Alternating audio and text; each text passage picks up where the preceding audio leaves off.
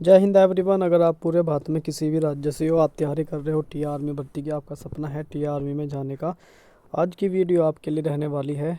जैसे कि आप सभी को पता है, डेली शाम 8 बजे आपका प्रैक्टिस सेट यूट्यूब चैनल पर आता है भाई। शाम को रोज़ 8 बजे आता है ये, ठीक है, 8 बजे। और आज का प्रैक्टिस सेट जो रहेगा वो 15 रहेगा, 15 नंबर का प्रैक्टिस सेट रहने वाला है। और ये आपके प्रैक्टिस सेट चलने वाले हैं 17 जनवरी तक। आपको ये प्रैक्टिस सेट मिलेंगे इसी चैनल पर।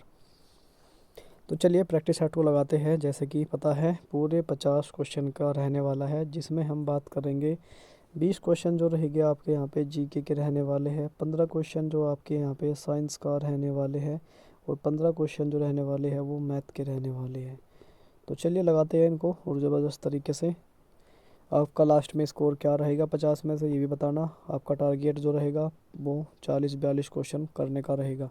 तो सारे क्वेश्चन को अच्छे से समझते चलना है और इनको भाई ज़्यादा से ज़्यादा इनकी प्रैक्टिस करनी है। अगर आप सिलेक्शन लेना चाहते हो टीम में, तो ये क्वेश्चन है ना, ये शानदार क्वेश्चन आपके लिए बनाए गई है और एकदम ज़बरदस्त क्वेश्चन है।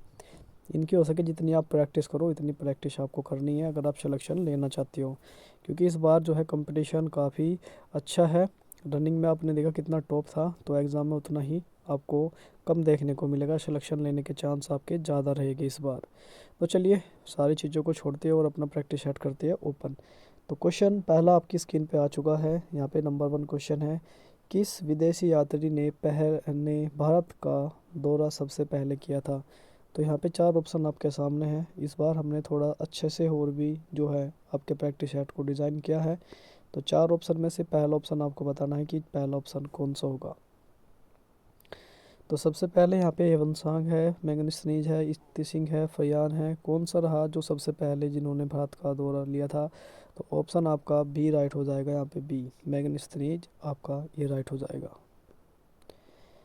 उसके बाद अगला क्वेश्चन आपकी स्क्रीन पे, प्राचीन भारत में निम्न में से कौन सा विद्या अध्ययन का केंद्र था। तो जल्दी बताओ कौन सा था भाई। तो यहाँ पे 4 ऑप्शन आपके सामने हैं। तो चारों में से आपका जो हो जाएगा कौशाम्बी जो है वो सबसे पहला केंद्र था विद्या अध्ययन का। ऑप्शन नंबर डी राइट हो जाएगा। शून्य की खोज किसने की थी। तो सब लगभग सभी को पता होगा। तो शून्य की खोज करी थी आर्यभट्ट ने। ऑप्शन आपका बी राइट हो जाएगा। उसके बाद अगला क्वेश्चन आपकी स्क्रीन पे है और ये भी आपका बहुत अच्छा क्वेश्चन है। महापाषाण प्रकृति संस्कृति जो 1500 से 1000 ईसा पूर्व और मानी जाती है, हमें दक्षिण भारत के उस ऐतिहासिक युग से परिचित कराती है जो महापाषाण काल में उपयोग में लाए जाते थे।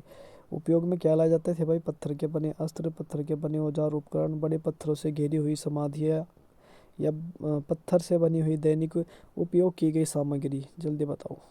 तो वहीं वहाँ से मिलते थे, हमारे पास जो मिलते थे वो बड़े पत्थरों के जो है, बड़े पत्थरों के घेरी हुई जो समाधियाँ है ना, वो हमें दिखाई देती है। आपने चित्र वगैरह भी देखे होंगे तो उसमें भी आपको यही मिलती है। किस पुस्तक का 15 भारतीय और 40 विदेशी भाषाओं में अनुवाद हो चुका है। तो उस पुस्तक का नाम बताना भाई, कौन सी पुस्तक है वो। और वो बहुत इंपॉर्टेंट पुस्तक है भाई, ज़्यादातर पूछी जाती है और चर्चित रहती है। पंचतंत्र भाई, पंचतंत्र पुस्तक है जिसका जो है 15 भारतीय और 40 विदेशी में अनुवाद हो चुका है। अगला क्वेश्चन आपकी स्क्रीन पे है, न्यूमिस न्यूमिसमेटिक्स क्या है। न्यूमिसमेटिक्स बताना आपको ये क्या है। 4 ऑप्शन में से राइट ऑप्शन आपको बताना है क्या है भाई। तो भाई न्यूमेटिक्स बोलते हैं सिक्कों और धातुओं का जो है अध्ययन होता है, उसको बोला जाता है न्यूमेटिक्स। उसके बाद अगला क्वेश्चन, ये हितोपदेश के लेखक कौन है। हितोपदेश पुस्तक के लेखक का नाम आपको बताना है, कौन हो जाएगा भाई राइट ऑप्शन। तो भाई इसका राइट ऑप्शन हो जाएगा नारायण पंडित। ऑप्शन नंबर आपका जो रहेगा वो सी ऑप्शन राइट हो जाएगा। चलिए अगला क्वेश्चन, नाट्य शास्त्र की रचना किसने करी थी। नाट्य शास्त्र की रचना पूछा है, किसने की थी बताओ भाई। तो लगभग सभी को पता होगा, नाट्य शास्त्र की जो रचना करने वाले थे वो थे भरत मुनि जी। तो उन्होंने नाट्य शास्त्र की रचना की थी। ऑप्शन नंबर आपका सी राइट हो जाएगा। विक्रम संवत जो है वो कब से कब तक माना जाता है। विक्रम संवत जो है वो प्रारंभ कब हुआ था। प्रारंभ पूछा है कब हुआ था। तो ये जो प्रारंभ हुआ था ये 58 ईसा पूर्व से स्टार्ट हुआ था। 58 ईसा पूर्व से स्टार्ट हुआ था। ऑप्शन ए राइट हो जाएगा। उसके बाद अगला क्वेश्चन है अंकोर वाट कहाँ स्थित है। अंकोर वाट आपसे पूछा जा सकता है। ये क्वेश्चन बहुत बेहतरीन है, टीए में आपको देखने को मिलेंगे। शानदार जानदार क्वेश्चन है, एक एक क्वेश्चन आपके लिए बहुत इंपॉर्टेंट है। तो अंकोर वाट का मंदिर भी आपको पता होगा, बहुत फेमस रहता है। ये कहाँ है? कंबोडिया में है। ऑप्शन नंबर आपका डी राइट हो जाएगा भाई, डी राइट हो जाएगा। चलिए अगला क्वेश्चन आपकी स्क्रीन पे है, हड़प्पा से रिलेटेड क्वेश्चन है। हड़प्पा किस वस्तु के उत्पादन में सर्वप्रथम थे? तो कौन सी वस्तु थे जिसका सबसे ज़्यादा उनको ज्ञान था? तो उस टाइम पे जो होया करती थी भाई कपास, कपास बहुत ज़्यादा होया करती थी उस टाइम पे। कपास, कपास को पहले सर्वप्रथम जो है उत्पादन केंद्र माना गया है। निम्नलिखित विद्वानों में से हड़प्पा सभ्यता का सर्वप्रथम खोजकर्ता कौन है? तो हड़प्पा सभ्यता की खोज किसने करी थी भाई? ये करी थी दयाराम साहनी ने। किसने करी थी भाई? दयाराम साहनी ने। ऑप्शन नंबर डी राइट हो जाएगा। सिंधु सभ्यता का पतन नगर बंदरगाह कौन सा था भाई? सिंधु सभ्यता का प्रमुख बंदरगाह भी आपसे पूछा जा सकता है, तो ये हो जाएगा आपका लोथल। क्या हो जाएगा? लोथल हो जाएगा भाई, लोथल। ऑप्शन नंबर आपका बी राइट हो जाएगा, बी। ठीक है, कालीबंगा भी किस लिए प्रसिद्ध है? राजस्थान से रिलेटेड है, और यहाँ पे जो है कांच की चूड़ियाँ, ठीक है, ये यहाँ से रिलेटेड रहेगा। उसके बाद अगला क्वेश्चन है, पैमानों की खोज ने यह सिद्ध कर दिया कि सिंधु घाटी के जो लोग हैं वो माप और तौल से परिचित थे। और ये खोज कहाँ हुई थी? आपको खोज बताना कहाँ पर हुई थी। ये जो मैंने अभी क्वेश्चन मैंने पीछे रिपीट किया था, बस थोड़ा सा लैंग्वेज अलग है। ये हुई थी भाई लोथल। ठीक है, कहाँ हुई थी? लोथल। ऑप्शन नंबर आपका डी राइट हो जाएगा भाई। चलिए अगला क्वेश्चन है, हड़प्पा कालीन समाज किन वर्गों में विभक्त था? तो आपको ऑप्शन 4 है आपके सामने। तो किस में था भाई हड़प्पा कालीन जो है समाज किन में विभक्त था? मैंने क्वेश्चन वो लिए हैं जो आपको एग्जाम में देखने को मिलने वाले हैं। ठीक है, चलिए उसके बाद बताइए जल्दी क्वेश्चन राइट। तो भाई जो हड़प्पा कालीन था ना समाज, एक तो विद्वान होया करते थे, योद्धा, व्यापार और श्रमिक होया करते थे। ठीक है, ऑप्शन नंबर आपका जो है ये राइट हो जाएगा, बी। अगला क्वेश्चन, सिंधु सभ्यता का सर्वाधिक उपयुक्त नाम क्या है? सिंधु सभ्यता का एक और आपको अलग नाम बताना है कि उसको किस नाम से जाना जाता है। सिंधु सभ्यता को हड़प्पा सभ्यता के नाम से भी जाना जाता है। जो आज मैंने क्वेश्चन लिए, मैंने बताया कि चैप्टर वाइज क्वेश्चन है। हर एक जो साइंस रहेगी वो भी चैप्टर वाइज है, यहाँ पे जी के जो है वो भी चैप्टर वाइज है। और आज का ये जो प्रैक्टिस सेट है इसमें आपकी हड़प्पा सभ्यता बिल्कुल कंप्लीट करा ली जाएगी। जहाँ से जो भी क्वेश्चन बनने वाले हैं, अब एक भी क्वेश्चन बनेगा तो आप उसको छोड़ोगे नहीं, आप उसको लपेट दोगे। ठीक है, चलिए उसके बाद अगला क्वेश्चन आपकी स्क्रीन पे आ चुका है। पहले क्वेश्चन पढ़ लेते हैं और उसके बाद फिर आपको इसका आंसर देना है। निम्न में से लक्षण सभ्यता लोगों का सही चित्रण करती है। पहला ऑप्शन आपके पास, उनके विशाल महल और मंदिर होते थे। दूसरा ऑप्शन आपके सामने है, वे देवी देवताओं की पूजा करते थे। तीसरा है, वे युद्ध के लिए घोड़े द्वारा खींचे जाने वाले रथों का प्रयोग करते थे। तो इनमें से आप ऑप्शन बताना है कि कौन सा आपका ऑप्शन राइट रहेगा। तो यहाँ पे ऑप्शन मैं देता हूँ आपको। ऑप्शन यहाँ पे पहले पे है आपके दो, दूसरे नंबर का, फिर है पहला दूसरा, और तीसरे में आपका पहला दूसरा तीसरा। तो राइट बताना है कौन सा होगा। तो भाई राइट है इसमें भी देवी देवताओं की जो है पूजा किया करते थे। ठीक है, और बाकी आपके जो है वो गलत हो जाएगी, पहला भी और तीसरा भी। चलिए उसके बाद अगला क्वेश्चन, हड़प्पा सभ्यता की खोज आपको बताना है। ये आपने देख लिया, 1921 में की थी दयाराम साहनी ने, 1921 में हुई थी। ठीक है, चलिए उसके बाद हड़प्पा सभ्यता के बारे में कौन सी उक्ति आपको है वो बताना है कि सही रहेगी, कौन सी है। तो जैसे कि सबसे पहले पता है कि उन्यासु मेघ की जानकारी थी, बिल्कुल भी नहीं थी। गाय उनके लिए पवित्र थी, बिल्कुल नहीं। उनकी संस्कृति जो है सामान्यतः स्थिर नहीं थी, बिल्कुल गलत है, स्थिर थी। उन्हें उन्हें पशुपति का सम्मान करना आरंभ किया था। उन्होंने जो है भगवान शिव की पूजा करनी स्टार्ट की थी। ऑप्शन नंबर सी राइट हो जाएगा।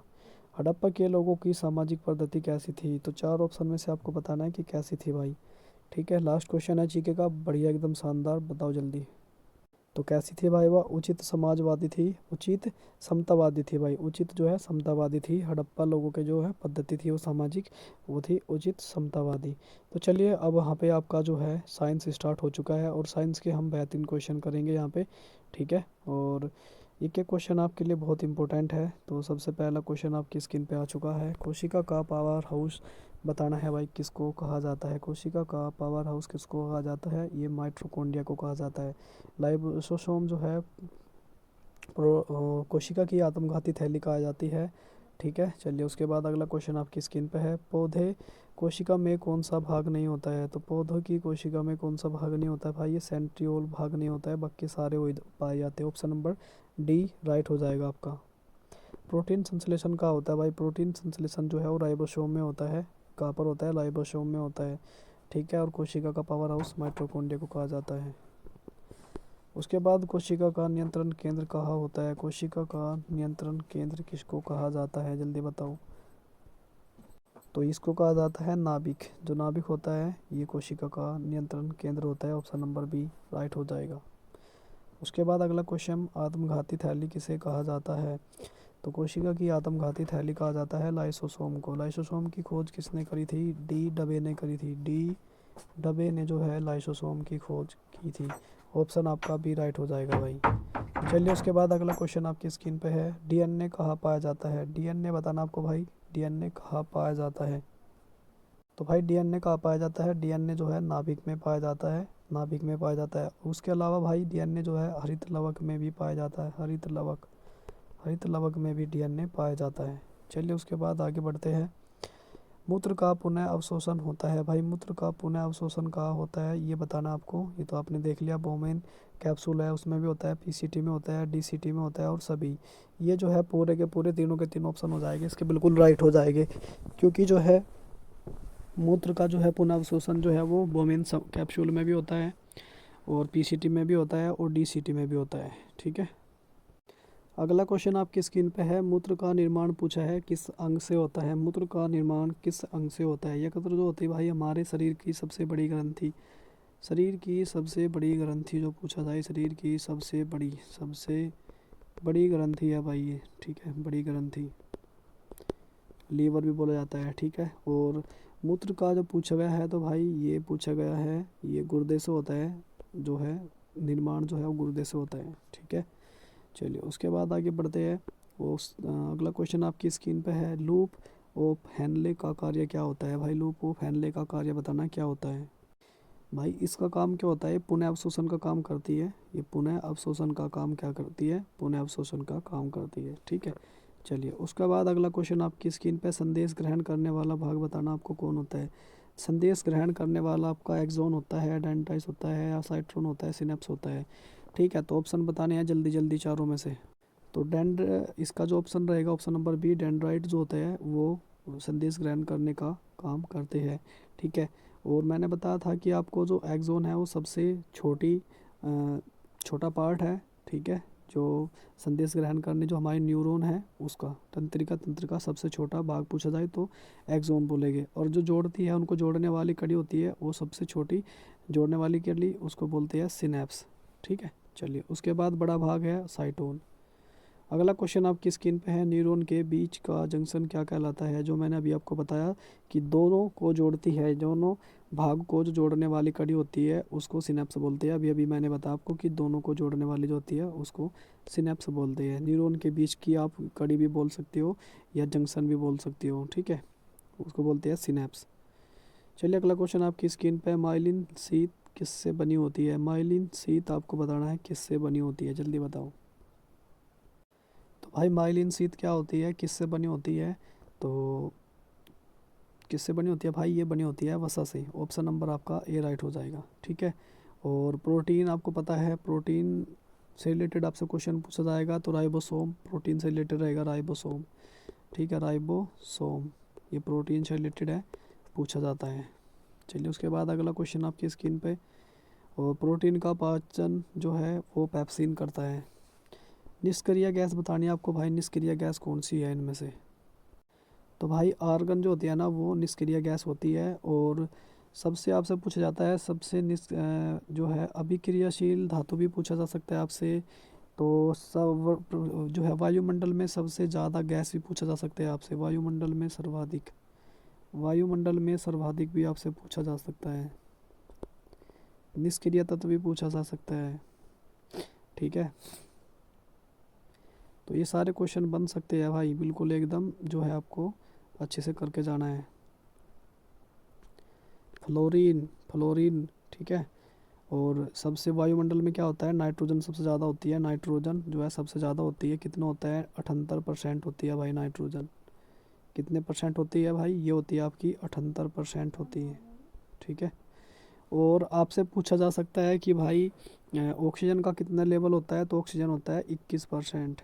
कार्बन डाइऑक्साइड पे आपसे पूछा जा सकता है, तो भाई कितना होता है 0.03% होता है। ठीक है, चलिए उसके बाद आगे बढ़ते हैं। सबसे हल्का तत्व बताना है भाई, सबसे हल्का तत्व बताना है क्या होता है। सबसे हल्का धातु पूछे, अगर धातु पूछे तो हो जाएगी भाई लिथियम, Li लिथियम। अगर तत्व पूछा जाए तो हो जाएगा हाइड्रोजन, H2 हो जाएगा हाइड्रोजन H। ठीक है, चलिए उसके बाद अगला क्वेश्चन, धातु क्या है इनमें से बतानी कि इनमें से धातु कौन सी है। सल्फर, एस होता है सल्फर। ऑक्सीजन, ये होता है भाई आपका लोहा, आयरन। ठीक है, और ये होता है क्लोरीन। क्लोरीन का हम इस्तेमाल जो है जल के शुद्धिकरण में करते हैं। यहाँ पे लिख सकते हो आप, जल के शुद्धिकरण में जो है, जल के शुद्धिकरण में जो है भाई क्लोरीन का इस्तेमाल किया जाता है शुद्धिकरण में। ठीक है, क्लोरीन का इस्तेमाल किया जाता है। यहाँ से पूछा है कि आपको धातु बतानी कौन सी है धातु। तो जो लोहा है भाई, यहाँ पे जो आयरन है, ठीक है, ये जो है ये एक धातु होती है। ऑप्शन नंबर आपका सी राइट हो जाएगा। ठीक है, चलिए उसके बाद अगला क्वेश्चन है। यहाँ पे आपके साइंस कंप्लीट होता है और आगे हम जो क्वेश्चन करेंगे, आगे हम मैथ के जो है जानदार क्वेश्चन करने वाले हैं। हर एक क्वेश्चन आपके लिए बहुत इंपॉर्टेंट रहेगा, बेहतरीन है। ये भी मैंने चैप्टर वाइज लिया है। क्वेश्चन मैं जो ले रहा हूँ अब चैप्टर वाइज लिए है, ताकि आपको हर एक क्वेश्चन में अपनी कमी को पता चल जाए कि हमारी कमी क्या होती है, और ये पता चल जाएगा कि ठीक है एग्जाम में क्वेश्चन कहाँ से बनते हैं। ठीक है, तो सबसे पहले यहाँ पे लिखा है 36/6 और गुणा 3 और +8। तो सबसे पहले आपको क्या करते हैं, सबसे पहले करते हैं आप भाग लिख लेना भाई, काम आएगा। फिर गुना करेंगे, फिर जोड़ेंगे, फिर लास्ट में घटाएंगे। आपको ये है ना बोर्ड मास का नियम लगाना है। छत से आप 36 को उड़ा देंगे, कितनी बार कटेगा, 6 बार कट गया। ठीक है, और 6 गुणा 3 +8 ये हो गया आपका। 6 की गुणा 3 में हुई तो 18 हो गया। 18 में 8 जोड़ोगे तो आपके क्या बन गया, 26 बन गया। 26 ऑप्शन नंबर बी राइट हो जाएगा आपका। अगला क्वेश्चन आपकी स्क्रीन पे है और ये बहुत अच्छा क्वेश्चन है। 25² माइनस 15²। तो आपको बताना है कि भाई दोनों का बराबर बताना आपको क्या होगा। ठीक है, इसको आपको हल करना है। तो आपको मैंने एक सूत्र बताया था, a+b वाला बताया था ना मैंने, कि a+b का होल स्क्वायर ये हो जाता है a-b, a+b होता है। ठीक है, तो ये a मान लो और इसको b मान के इनमें मान पुट कर दो। तो 25, पहले 25 + 15 कर दो, एक बार जोड़ दो, और एक बार आप जो है 25 - 15 कर दो। 25 में जब आप 15 जोड़ोगे तो ये 40 हो जाएगा। बीच में यहाँ गुना है। 15 में 25 में से जब 15 घटाओगे तो आपका ये बच जाएगा 10। ठीक है, और 40 की जब 10 में गुना होगी तो 40 दाम हो गया 400। ऑप्शन नंबर सी राइट हो जाएगा भाई आपका, सी एकदम बिल्कुल राइट है। अगला क्वेश्चन आपकी स्क्रीन पे है। 3/4 प्लस करना है आपको 5/8 जो है बताना है, मान निकालना है। एलसीएम आ जाएगा, इनका दोनों का एलसीएम लेंगे तो 8 आएगा। 4 दूनी 8, 3 दूनी 6, यानी कि 2 बार। चलिए आराम से करते हैं, समझाता हूँ आपको। 8 एकम 8 तो 5 हो जाएगा। 3 दूनी 6 + 5 और बटे कितना हो जाएगा, 8 हो जाएगा। ठीक है, और 6 और 5 11, 11/8 हो जाएगा, 11/8। ऑप्शन नंबर आपका बी राइट हो जाएगा भाई। अगला क्वेश्चन आपकी स्क्रीन पे है। 800 रुपये पर 10% का लाभ हुआ तो आपको बताना है कि उसका विक्रय मूल्य क्या होगा। तो सबसे पहले आप जो है लाभ परसेंट को देखते हैं। यहाँ पे 10% जो दिया है वो 800 के दिया है। यहाँ से 1% निकालोगे आप, जो है 1% हमने निकाला, बटे हो गया 10। लाभ निकाल रहे हैं, 0 से 0 काटी, कितना आ गया भाई, 80 आ गया भाई। 80 आ गया आपका लाभ विक्रय मूल्य, यहाँ से आप निकाल सकते हो।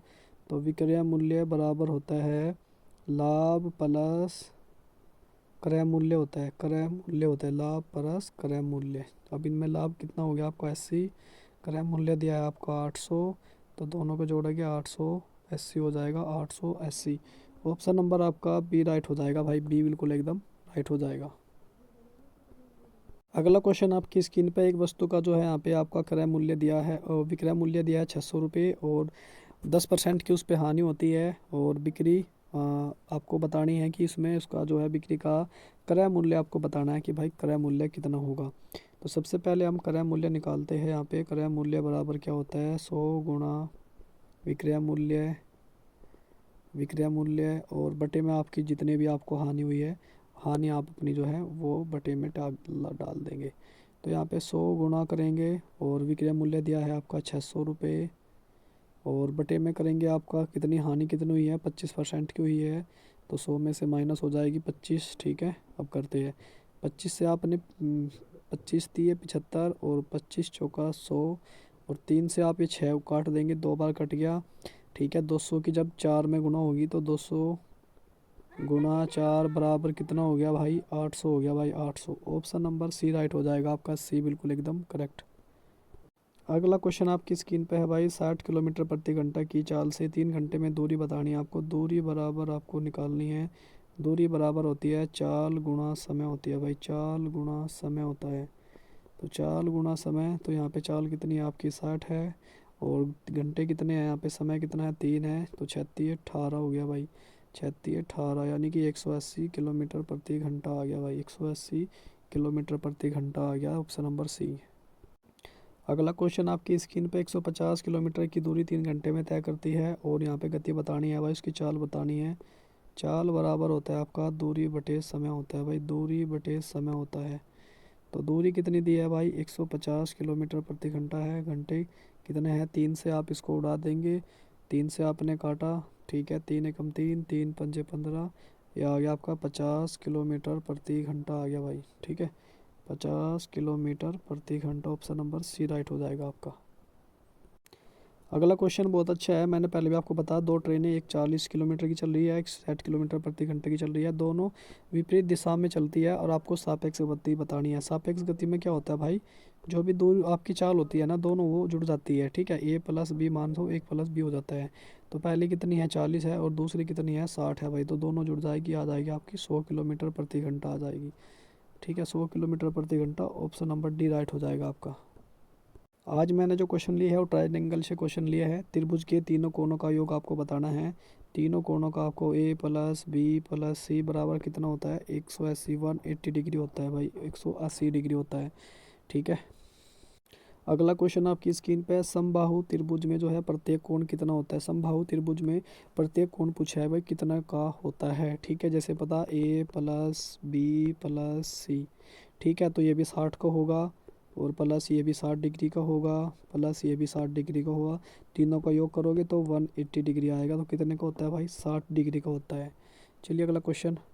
अगला क्वेश्चन बहुत अच्छा है, यदि 2 कोण दिया है, एक 50 डिग्री है, दूसरा 60 डिग्री है, तीसरा कोण आपको बताना है। तो सबसे पहले आप ए बी सी करके निकाल सकते हो, बराबर 180 हो गया। वह ए और बी का मान दिया है तो कितना हो गया, 50 प्लस 60 डिग्री और प्लस आपको सी निकालना है, 180 डिग्री करेंगे। तो यहाँ पे सी आप निकालोगे तो 50 और 60 कितना हो गया, 110 हो गया। तो इधर प्लस का उधर जाके होगा माइनस का, तो 150 में 180 में से 110 गया तो कितना बचा भाई आपका, ठीक है, 70 डिग्री बच गया भाई, 70 डिग्री। तो सी बराबर आपका आ गया 70 degree, option number B right हो जाएगा। अगला क्वेश्चन भी बहुत अच्छा है, त्रिभुज की भुजाएं है, 3 दी है, 4 है, एक 5 है। तो पूछा है कि ये भाई समद्विबाहु त्रिभुज होगा या समबाहु त्रिभुज होगा या समकोण होगा या विषम हो गया। तो भाई ये होगा समकोण। ठीक है, 3 भुजाएं दी है तो भाई ये होगा समकोण, अभी मैंने आपको ऊपर बताया भी था। अगला क्वेश्चन आपकी स्क्रीन पे है, एक दिन को काम को 10 दिन में करता है, बी 20 दिन में करता है। तो दोनों साथ में पूछा है कि साथ में भाई कितने दिन में करेंगे। तो ए का काम जो है वो है 10 दिन, बी का जो है वो 20 दिन है। दोनों का पूछा है, एलसीएम आ गया 20, 10 दूनी 20 और 20 एकम 20। तो दोनों का पूछा है तो यहाँ पे हम क्या करेंगे, सबसे पहले हम 20 लिखेंगे। तो पहले हम ऊपर लिख देते हैं, यहाँ पे 20 लिख दिया हमने। दोनों का पूछा है तो 2 प्लस 3 हो जाए, 2 प्लस 1 हो जाएगा, तो 20 बटे यहाँ पे 3 हो जाएगा। और 3 से आप इस 20 को काटेंगे, कैसे कटेगा, 3 छंग 18। ठीक है, तो 6 सही 2 बटे 3 दिया ऑप्शन में, ऑप्शन नंबर आपका बी राइट हो जाएगा। ठीक है, अगला क्वेश्चन आपकी स्क्रीन पे है, 24 36 और 60 का आपको एलसीएम बताना है। तो एलसीएम निकालेंगे आप, कैसे निकालेंगे, तो आप पहले 24 का निकाल के देख लो, 2 से काटो आप, ये 12 आ गया, 2 से काटो 6 आ गया, 2 से काटोगे आप यहाँ पे 3 और 3 से काटोगे यहाँ पे 1। ऐसे आप यहाँ पे 36 का निकालोगे, 36 आपने निकाला, 2 से काटा आपने 18 आ गया, 2 से काटा आपने यहाँ पे 9 आ गया, 3 से काटा आपने यहाँ पे 3 आ गया, फिर 3 से काटा आपने यहाँ पे 3 आ गया। उसके बाद फिर आप यहाँ पे 60 को भी ऐसे कर सकते हो, 60 को भी आप ऐसे ही लपेट दोगे, 2 से काटोगे आप यहाँ पे 30, फिर 2 से काटोगे यहाँ पे 15। ठीक है, 3 से काटोगे यहाँ पे आप 3 पंजे 15 और फिर 5 से काटोगे आप 5 एकम 5। ऐसे आप काट सकते हो। यहाँ पे कॉमन नंबर देखो आप, कॉमन क्या क्या आ रहा है आपका। ठीक है, तो वही आपको यहाँ पे उठाने हैं। चलिए देखते क्या क्या है। तो यहाँ पे कॉमन जो है भाई, एक तो 2 आ रहा आपका, और दूसरा जो है वो आपका 3 आ रहा। ठीक है, तो इसमें भी 2 2 है, इसमें भी है और इसमें भी है। यहाँ पे 3 3 है, इसमें भी 3 3 है, और यहाँ पे जो है आपका, ठीक है, यहाँ पे 2 2 है आपका। ठीक है, तो 2 गुणा 3, इसका जो है क्या हो जाएगा, 6 हो जाएगा। ऑप्शन नंबर ए राइट हो जाएगा भाई, 6। और 6 से आप इन सभी संख्या को काट के देखो तो कट जाएगी, क्योंकि एचसीएफ पे हम छोटी संख्या लेती है। 6 चौक 24, 6 छंग 36, 6 दाई 60, कट गई ना सारी। तो छोटी संख्या हम लेती है एचसीएफ में, एलसीएम में हम बड़ी संख्या लेते हैं। और भाई मैथ का जो है ये लास्ट क्वेश्चन है और बेस्ट क्वेश्चन है, सारे के सारे अच्छे क्वेश्चन जैसे आपने देखे, सरलीकरण से भी क्वेश्चन आपने देखे, ट्रायंगल से भी आपने क्वेश्चन देखे, और आपने जो है चाल दूरी डिस्टेंस से भी देखे, और आपने वर्क से भी देखे, work and time and work से भी आपने क्वेश्चन देखे। तो सारे क्वेश्चन मैंने इंक्लूड करे हैं ताकि आपको एक भी क्वेश्चन जो आपका नहीं छूटना चाहिए। तो अगला क्वेश्चन ये बोर्ड मार्क्स के क्वेश्चन मैंने सरलीकरण के लिए है, क्योंकि एग्ज़ाम में क्वेश्चन बनता है इनसे, एग्ज़ाम में क्वेश्चन 100% बनता है, इसलिए मैंने वही क्वेश्चन आपके लिए यहाँ पे ऐड किए हैं। तो चलिए उसके बाद इसको भी करते हैं, कैसे करते हैं। 15 + 5 लिखा है, गुना करेंगे 12/3। सबसे पहले आपको पता है क्या होगा, सबसे पहले आपको करना है भाग, फिर करना है गुना, फिर आपको जोड़ना है और फिर घटाना है। इस तरीके से करना है, आपको फॉलो करना है बोर्ड मार्क्स का नियम। तो 3 से पहले आप जो है भाग लगाएंगे, 3 से 12 को, 3 चौक 12, 4 आ गया। तो यहाँ पे 15 + 5 गुना, ये ब्रैकेट हट गया, यहाँ पे 4 आ गया। तो 15 + 5 की जब 4 में गुना करनी है, 5 चौक 20 हो जाएगा, और 15 में 20 आप जोड़ोगे तो ये बनेगा आपका 35। क्या बन गया भाई, 35। ऑप्शन नंबर आपका सी राइट हो जाएगा, सी एकदम बिल्कुल आपका करेक्ट आंसर है। तो भाई यहाँ पे आपके पूरे 50 क्वेश्चन आपके ख़त्म हुए। 50 में से क्या रहा आपका आज का स्कोर, कमेंट करके ज़रूर बताना, और आज की क्लास कैसी लगी ये भी कमेंट करके ज़रूर बताना। दोस्तों हर एक क्लास आपके लिए बहुत इंपॉर्टेंट है, जैसे कि बताया क्लास में ज़्यादा नहीं लेके आ रहा हूँ, कम क्लास है, पर कम क्लास में आप अपना जो है सिलेक्शन पा सकते हो। जैन 1 और बेहतरीन जानदार क्लास आपके लिए हर एक दिन चल रही है शाम को 8 बजे। चलिए दोस्तों फिर मिलेंगे नेक्स्ट क्लास के साथ, तब तक के लिए जय हिंद जय भारत।